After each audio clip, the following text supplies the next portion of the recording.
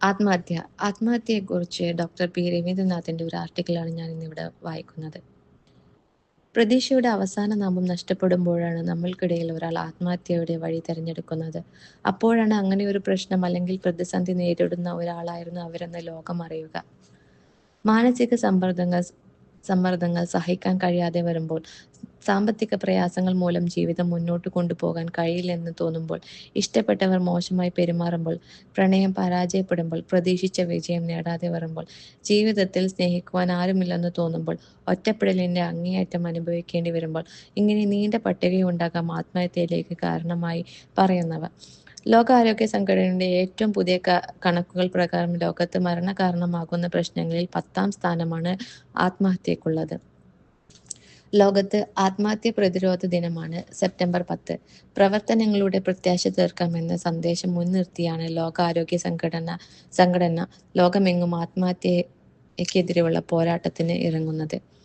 ആത്മഹത്യയുടെ കാരണങ്ങൾ തേടുമ്പോൾ ഒരുപാട് കാരണങ്ങളിലേക്ക് അവ വിരൽ ചൂണ്ടാറുണ്ടെങ്കിലും ആദ്യത്തേത് പലപ്പോഴും മാനസികാരോഗ്യ പ്രശ്നങ്ങൾ തന്നെയാണ്.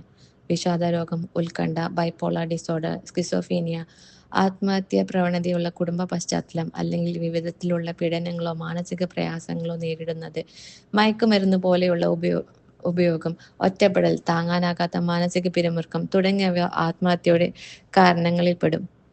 ഇത് തടയാൻ എന്തു ചെയ്യാം?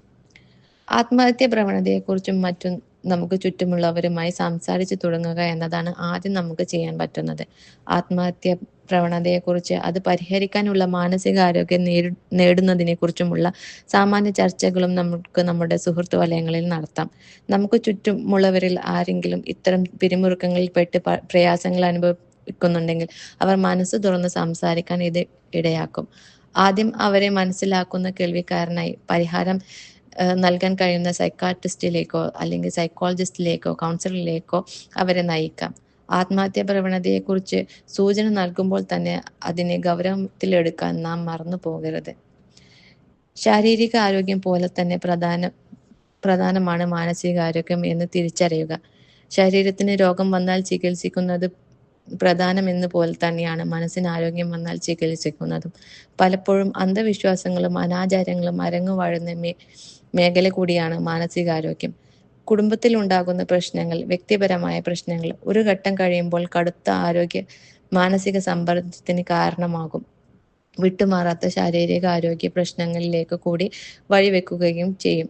തക്ക സമയത്ത് ഇടപെടലുകളും ചികിത്സ നേടുന്നതും ചെയ്താൽ ശരീരത്തിന്റെ താളം നഷ്ടപ്പെടാതെ സഹായിക്കാൻ നമുക്ക് കഴിയും. മാനസിക രോഗി എന്ന പേര് വീഴുമോ എന്ന ഭയമാണ് പലപ്പോഴും കൗൺസിലിംഗിൽ നിന്നും സൈക്കോളജി, സൈക്കാട്രി ചികിത്സകളിൽ നിന്നും ഭൂരിപക്ഷം പേരും വഴിമാറി നടക്കാൻ കാരണം.